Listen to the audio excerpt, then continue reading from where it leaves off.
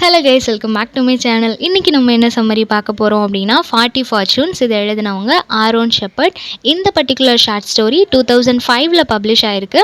இந்த ஸ்டோரியில் எதை பற்றி பேசுகிறாங்க அப்படின்னா, ஒரு நார்மலான ஒரு பர்சன், பாவர்ட்டியில் இருக்கிற ஒரு பர்சன் அவரோட இன்டெலிஜென்ஸ் யூஸ் பண்ணி, அவரோட இன்டெலிஜென்ஸ் அப்படின்னு சொல்கிறத விட அவரோட பார்ட்னரோட இன்டெலிஜென்ஸ், பார்ட்னரோட கைடன்ஸ் வச்சு எப்படி லைஃப்பில் வந்து ஒரு வெல் செட்டில் ஆகிறாரு. இதில் ரொம்ப முக்கியமான விஷயம் வந்து லக்குன்னு சொல்லலாம். ஒருத்தரோட லைஃப்பில் வந்து லக் இல்லை அதிர்ஷ்டம் அப்படின்னு சொல்லப்படுற ஒரு விஷயம் வந்துச்சு அப்படின்னா எப்படி அதை அவர் யூஸ் பண்ணிக்கணும், அப்படி யூஸ் பண்ணிக்கிட்டாருன்னா அவர் லைஃப் வந்து எந்தளவுக்கு ஷைன் ஆகும் அப்படின்றதுக்கு இந்த ஸ்டோரியில் வர்ற ப்ரொட்டகானிஸ்ட் வந்து ஒரு பெஸ்ட் எக்ஸாம்பிளாக இருப்பார். ஸோ சம்மரி பார்த்துடலாம். ஃபர்ஸ்ட் அகமத் அப்படின்ற கேரக்டர், இவரோட ஒய்ஃப் பேர் ஜமல். இந்த அகமத் அண்ட் ஜமல் ரெண்டு பேருமே ஒரு பாவர்ட்டியில் இருக்கிற நார்மலான யங் கப்பிள். இவங்க வந்து ராயல் சிட்டியில் இருக்கிறாங்க. கிங் ரோலிங்கில் இருக்கிற அந்த கண்ட்ரி இல்லை சிட்டி, அதை வந்து ராயல் சிட்டி அப்படின்னு சொல்கிறோம். ஓகேவா? ஸோ அந்த மாதிரி ஒரு ராயல் சிட்டியில் இருக்கிற இவங்களுக்கு வந்து எந்தவித பெரிய சோர்ஸுமே கிடையாது. ஏர்ன் பண்ணுறதுக்கு ஒரு ட்ரேடோ இல்லை எந்த ஒரு சோர்ஸஸுமே இல்லாமல் நார்மலாக அவங்கக்கிட்ட இருக்கிற ஒரு ஷவல் அண்ட் பிக், டிக்கிங்க்கெலாம் யூஸ் பண்ணுவோம் இல்லையா, அந்த மாதிரி ரெண்டு டூல்ஸ் மட்டும்தான் அவர்கிட்ட இருக்குது. அந்த டூல்ஸை வச்சு அவரால் என்ன ஏர்னிங்ஸ் பண்ண முடியுமோ அந்த மாதிரி ஏர்னிங்ஸ் பண்ணி அவரோட அந்த லைஃப்பை வந்து லீட் பண்ணிகிட்ருக்கிறாரு. ஆல்சோ அவர் வந்து உட்கட்டராகவும் இருக்கிறாரு. ஓகேவா? ஃபாரஸ்ட்டில் போய் உட்ஸ் எல்லாம் கட் பண்ணுவார். அதே மாதிரி யாராவது ஒருத்தங்க எங்கேயாவது டிக் பண்ணணும் அப்படின்னா இவரை கூப்பிடுவாங்க. இவர் போய் அந்த இடத்துல டிக் பண்ணி கொடுப்பாரு. ஓகேவா? இந்த மாதிரி வர்ற ஏர்னிங்ஸை வச்சு தான் அவரோட லைஃப்பை வந்து லீட் பண்ணிகிட்ருக்கிறாரு. நார்மலாக ஒரு மென்னுக்கு வந்து ஒரு பர்டிகுலர் அமௌண்ட் ஆஃப் மணி வந்து போதும் அப்படின்னு இருக்கும். ஓகேவா? அந்த மணியை வச்சு அவங்க லைஃப்பை லீட் பண்ணிடலாம் அப்படின்னு நினைப்பாங்க. ஸோ இவருமே அந்த மாதிரி தான். இவருக்கு இந்த மணி ஓகே, என்னோடய லைஃப் லீட் பண்ணுறதுக்கு எனக்கு ஓகேவா இருக்குது அப்படின்னு நினைக்கிறாரு. பட் அவரோட ஒய்ஃபுக்கு வந்து இது சாட்டிஸ்ஃபைடாக இல்லை. அவங்களுக்கு இந்த ஏர்னிங்ஸ் போதாது அப்படின்றதுனால அவங்க என்ன பண்ணுறாங்க அப்படின்னா அவரை எப்போவுமே ட்ரிகர் பண்ணிகிட்டே இருக்கிறாங்க. ஏதாவது ஒரு ஒர்க் நீங்கள் பண்ணணும், நம்ம நல்ல நிலைமைக்கு வரணும் அப்படின்னு சொல்லிகிட்டே இருக்கிறாங்க. ஒரு நாள் என்ன ஆகுதுன்னா, எல்லாரும் யூஸ் பண்ணுற பப்ளிக் பாத்துக்கு இந்த ஜமில் வந்து போகிறாங்க. அதாவது அகமதோட ஒய்ஃப் போகிறாங்க. அப்படி போகும்போது அவங்கள வெயிட் பண்ண சொல்கிறாங்க. எதுக்காக அப்படின்னா, இப்போ அந்த பாத் வந்து கிங்கோட ராயல் டிவைனரோட ஒய்ஃப். எல்லா கிங்டம்லேயும் ஒரு கிங் இருப்பாங்க. அந்த கிங்க்கு வந்து எல்லா இன்ஸ்ட்ரக்ஷன் கொடுக்கறது, அவங்க நல்ல நேரம் கெட்ட நேரம் இதெல்லாம் ப்ரெடிக்ட் பண்ணி சொல்கிறதுக்கு ஒரு டிவைனர் இருப்பாங்க. ஓகேவா? அந்த டிவைனரோட ஒய்ஃப் வந்து போயிருக்கிறாங்க. அதனால் நீங்கள் வெயிட் பண்ணும் அப்படின்னு சொல்லி ஹோல்ட் பண்ணி வைக்கிறாங்க. ஸோ இவங்களுக்கு வந்து அது பர்சனலாக ரொம்ப ஹர்ட்டிங்காக இருக்குது, இன்சல்ட்டிங்காக இருக்குது. ஸோ வீட்டுக்கு வந்துடுறாங்க. வீட்டுக்கு வந்ததுக்கப்புறம் அவங்க ஹஸ்பண்ட் கிட்ட சொல்கிறாங்க, நீங்கள் கண்டிப்பாக ஒரு ராயல் டிவைனராக மாறணும் அப்படின்னு சொல்கிறாங்க. இவருக்கு ஒன்றுமே புரியல. அது எப்படி நம்ம மாற முடியும்? எனக்கு எதுவுமே தெரியாது, ஃபார்ச்சூன்ஸை பற்றி எனக்கு எதுவுமே தெரியாது, நான் எப்படி ஒரு ஃபார்ச்சூன் டெல்லராக மாற முடியும்? கண்டிப்பாக என்னால் முடியாது அப்படின்னோடனே இவங்க சொல்கிறாங்க, நீங்கள் கண்டிப்பாக மாறியே ஆகணும். இப்போவே நீங்கள் அதுக்கான இன்ஸ்ட்ருமெண்ட்ஸ் எல்லாத்தையும் வாங்குங்க.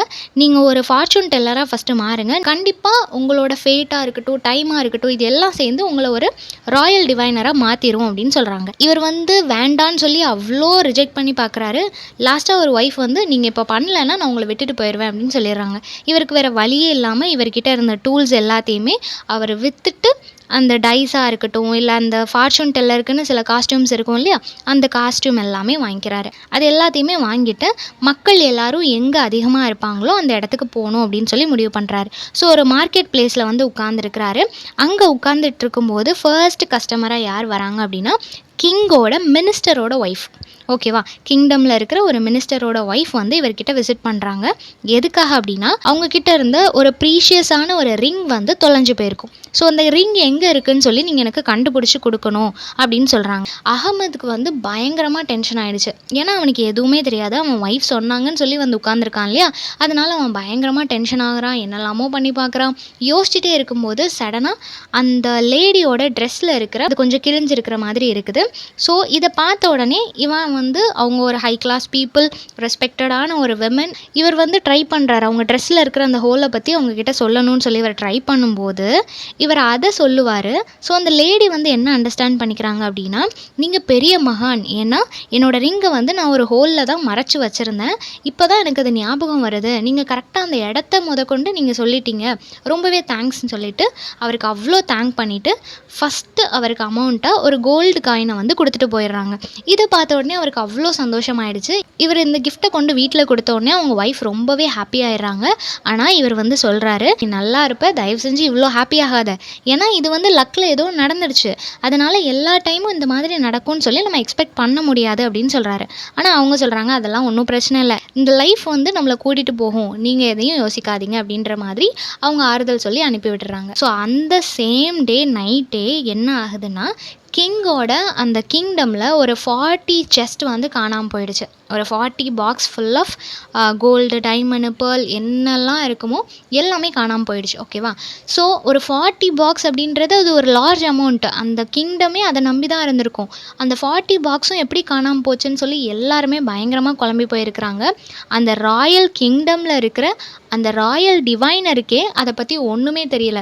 எங்கே போச்சு, யார் எடுத்தாங்க, எப்படி போச்சுன்னு எதுவுமே தெரியல. எல்லாரும் பயங்கரமாக யோசிச்சுட்டே இருக்கிறாங்க. அப்போ தான் இந்த மினிஸ்டரோட ஒய்ஃப் வந்து, இந்த மாதிரி மார்க்கெட்டில் நான் ஒருத்தங்களை பார்த்தேன், அவங்க வந்து இந்த ரிங்கை பற்றி சொன்னாங்க, நீங்கள் அவங்க கிட்ட பேசுங்க அப்படின்னு சொல்லி ஐடியா கொடுக்குறாங்க. இதை கேட்ட உடனே எல்லாரும் சேர்ந்து அகமதை அங்கே வர சொல்கிறாங்க. வேறு வழியே இல்லாமல் அகமதுமே இப்போ கிங்டம்க்கு வந்துட்டார். ஏன்னா கிங் வர சொல்லியிருக்காங்க இல்லையா, நம்ம எதுவும் சொல்ல முடியாதுன்னு சொல்லிட்டு வந்துட்டார். அவர் வந்ததுக்கப்புறமா கிங் வந்து இந்த மாதிரி 40 பாக்ஸ் அப்படின்னு சொல்லி எல்லாத்தையும் எக்ஸ்பிளைன் பண்ணுறாங்க. எப்படி போச்சு, யார் எடுத்தா எதுவுமே தெரியல, நீ தான் கண்டுபிடிச்சி கொடுக்கணும் அப்படின்னு சொல்கிறாங்க. இவருக்கு வந்து எதுவுமே புரியல, என்னடா செய்கிறது அப்படின்னு சொல்லி யோசிச்சுட்டே இருந்துட்டு கொஞ்ச நேரம் கழித்து சொல்கிறாரு, எனக்கு இப்போ தெரிகிறது என்னென்னா, இந்த 40 பாக்ஸையும் 40 ராபர்ஸ் வந்து எடுத்துகிட்டு போயிருக்காங்க. ஓகேவா? ஸோ 1 இல்லை 2 இல்லை 40 பேர் வந்திருக்கிறாங்கன்ற ஒரு இன்ஃபர்மேஷனை இவன் சொன்ன உடனே கிங் வந்து ரொம்ப ஹாப்பி ஆகிட்டார். ஏன்னா ராயல் டிவைனராலேயே கண்டுபிடிக்க முடியாத ஒரு விஷயத்தை நீ கண்டுபிடிச்சிருக்கிற. இவன் வந்து ஜஸ்ட்டு 40 பாக்ஸு, ஒவ்வொரு பாக்ஸையும் ஒவ்வொருத்தன் தூக்கிட்டு போனால் தான் கரெக்டாக இருக்கும் அப்படின்ற கெஸ்ட்டில் சொல்லியிருப்பான். ஆனால் கிங் வந்து ரொம்ப ஹாப்பி ஆகிட்டு, சரி ஓகே, மற்ற விஷயங்கள்லாம் எப்போ கண்டுபிடிப்ப, யார் அதை எடுத்தாங்க, எங்கே இருக்குன்றதை சொல்லு அப்படின்னு உடனே அதுக்கு இவன் சொல்கிறான், 40 பாக்ஸ் இல்லையா, ஸோ எனக்கு வந்து 40 டேஸ் டைம் வேணும், அதுக்கப்புறமா நான் கண்டிப்பாக உங்ககிட்ட சொல்லிடுறேன் அப்படின்னு சொல்லுவான். இவரும் சரி ஓகே அப்படின்னு சொல்லி டைம் எடுத்துக்கோ அப்படின்னு சொல்லிடுவார். இப்போ அவன் வீட்டுக்கு வந்து பயங்கரமாக புலம்புவான், எனக்கு என்ன செய்கிறதுனே தெரியல, இந்த மாதிரி 40 டேஸில் நான் கண்டுபிடிக்கிறேன்னு சொல்லிட்டேன், ஆனால் நான் எப்படி கண்டுபிடிக்க போகிறேன்னே எனக்கு தெரியல, 40 நாளைக்கு அப்புறமா என்னை கண்டிப்பாக ஜெயிலில் போட்டுருவாங்க, அதுக்குள்ளே நான் என்னை வந்து கொஞ்சம் ட்ரெயின் பண்ணிக்கிறேன் அப்படின்னு சொல்லிட்டு 40 டேஸையும் நான் எப்படி கால்குலேட் பண்ண போகிறேன்னா, ஒவ்வொரு நாளும் ஒவ்வொரு டேட் சாப்பிட போகிறேன். பேரிச்சம்பழம் இருக்கு இல்லையா, ஸோ அந்த டேட்ஸை வந்து நான் ஒவ்வொரு நாளும் ஒவ்வொன்று சாப்பிடுவேன், அதை வச்சு தான் நான் அந்த டேஸை வந்து கால்குலேட் பண்ண போகிறேன் அப்படின்னு சொல்கிறாரு. அவங்க ஒய்ஃபும் ஓகேன்னு சொல்லிடுறாங்க. இப்போது ஃபர்ஸ்ட் டே அவர் வந்து அந்த டேட்ஸை சாப்பிட்றதுக்காக ரெடி ஆகிறாரு. இப்போது அந்த தீவ்ஸ் இருக்கிறாங்க இல்லையா, அதில் ஒருத்தர் வந்து என்ன பண்ணுறாருன்னா, அந்த ஹெட் வந்து அனுப்பி வைக்கிறாரு அகமதோட வீட்டுக்கு. ஏன்னா இப்போ அவன் தான் கண்டுபிடிக்க போகிறேன்னு சொல்லியிருக்கிறான், அவன் என்ன செய்கிறான்னு பார்த்துட்டு வா அப்படின்னு சொல்லி அனுப்பி வைக்கிறாரு. ஸோ அவன் கரெக்டாக இவர் வீட்டுக்கு வரும்போது அகமத் சொல்கிறான், this is the first one அப்படின்னு சொல்லி அகமத் ஸ்டார்ட் பண்ணுறான். அவன் சொல்கிறது அந்த டேட்டை. ஓகேவா? ஆனால் இந்த தீஃப் என்ன நினச்சிக்கிறான் அப்படின்னா, நம்மளை தான் அவன் வந்து ஐடென்டிஃபை பண்ணிட்டான், நம்ம தான் அந்த ஃபர்ஸ்ட் ஆளுன்றதை அவன் ஐடென்டிஃபை பண்ணிட்டான் அப்படின்னு நினச்சிக்கிறான். ஸோ இவன் வேகமாக வந்து அவனோட ஹெட் கிட்ட சொல்கிறான், நான் போன உடனே இவன் தான் ஃபஸ்ட் ஆள் அப்படின்னு சொல்லி அவன் சொல்லிட்டான் அப்படின்னு உடனே அதுக்கு அந்த ஹெட் சொல்கிறான், நீ நாளைக்கு போகும்போது இன்னொருத்தனை கூட்டிகிட்டு போ அப்படின்னு சொல்கிறான். 2வது பர்சன் போகிறான், அப்போது அவன் செகண்ட் டேட்டை சாப்பிட்றான், அப்போ இது செகண்ட் ஒன் அப்படின்னு சொல்கிறான். இந்த மாதிரி டெய்லி ஒவ்வொருத்தராக சேர்ந்து போகிறாங்க. அகமத் ஒவ்வொரு டேட்ஸோட கவுண்ட்டையும் சொல்லிகிட்டே இருக்கிறான். எல்லாரும் என்ன நினைக்கிறாங்க அப்படின்னா, நம்ம வர நம்மளோட கேல்குலேஷன் அவனுக்கு தெரியுது, நம்ம எல்லாரும் டெய்லி வரோன்றது அவனுக்கு தெரிஞ்சிருக்கு அப்படின்னு சொல்லி இந்த ராபர்ஸ் எல்லாருமே ரொம்ப பயந்துட்டாங்க. இப்போ 40th டே ஆயிடுச்சு. ஸோ அந்த ஹெட்டுமே அகமதோட வீட்டுக்கு வந்துடுறான். இதுதான் லாஸ்ட் ஒன் அப்படின்னு சொல்லி அகமத் சொல்லிடுறான். இதை கேட்ட உடனே அந்த ராபர்ஸ் எல்லாரும் ரொம்ப பயந்துட்டாங்க. இவர் ரொம்ப பவர்ஃபுல், நம்ம எல்லாரையுமே கண்டுபிடிச்சிட்டாரே அப்படின்னு சொல்லிட்டு ரொம்ப பயந்து போயிட்டாங்க. இப்போ அகமத் வந்து சரி ஓகே, நம்மளால் கண்டுபிடிக்க முடியல, நம்ம பேசாமல் நம்மளே போய் சரண்டர் ஆயிடுவோம் அப்படின்னு சொல்லி வீட்டு கதவை ஓப்பன் பண்ணுறாரு. இப்போ இந்த 40 மெம்பர்ஸும் இவர் காலில் வந்து விழுந்துடுறாங்க. எங்களை எப்படியாவது காப்பாற்றுங்க, நாங்கள் தான் இதை பண்ணோம் அப்படின்றத நீங்கள் கண்டுபிடிச்சிட்டிங்க, எங்களை எப்படியாவது சேவ் பண்ணிடுங்களேன் அப்படின்னு சொல்லி காலில் விழுந்து கேட்குறாங்க. உடனே அகமத் என்ன பண்ணுறாரு அப்படின்னா, ஓகே நான் உங்களுக்கு ஹெல்ப் பண்ணுறேன், கிங் கிட்ட உங்களை சொல்லி கொடுக்க மாட்டேன், ஆனால் நீங்கள் எனக்கு ஒரு ஹெல்ப் பண்ணணும், அந்த பாக்ஸ் எல்லாத்தையும் கிங்டம்லேயே கொண்டு வச்சிடணும் அப்படின்னு சொல்லி கேட்பாங்க. அந்த ராபர்ஸும் சரி ஓகே அப்படின்னு சொல்லி அக்செப்ட் பண்ணிக்கிறாங்க. இப்போது அகமத் வந்து அந்த கிங்டம்க்கு போகிறாரு. கிங் கேட்குறாரு, என்னாச்சு, நீ கண்டுபிடிச்சிட்டியா அப்படின்னு சொல்லி கேட்கும்போது அதுக்கு அகமத் சொல்கிறான், நான் வந்து கண்டுபிடிச்சிருக்கேன். ஆனால் உங்களுக்கு அந்த 40 பாக்ஸ் வேணுமா, இல்லை இந்த திருடந்து யாருன்னு தெரியணுமா அப்படின்னு சொல்லி கேட்கும்போது கிங் சொல்கிறாரு, எனக்கு அந்த பாக்ஸஸ் வந்தால் போதும் அப்படின்னு சொல்கிறாரு. உடனே இவன் சொல்கிறான், சரி ஓகே, நீங்கள் இப்போ போய் அந்த இடத்த செக் பண்ணுங்கள், அந்த பாக்ஸ் எல்லாமே இருக்கும் அப்படின்னு சொல்கிறாரு. அதே மாதிரி அங்கே போனால் அந்த பாக்ஸ் எல்லாமே இருக்குது. கிங் ரொம்பவே ஹாப்பி ஆகிட்டாரு. ஹாப்பி ஆகிட்டு என்ன சொல்கிறாரு அப்படின்னா, நீ இந்த கிங்டம்லேயே ராயல் டிவைனராக இருந்துரு அப்படின்னு சொல்லி ரெக்வெஸ்ட் பண்ணுறாரு.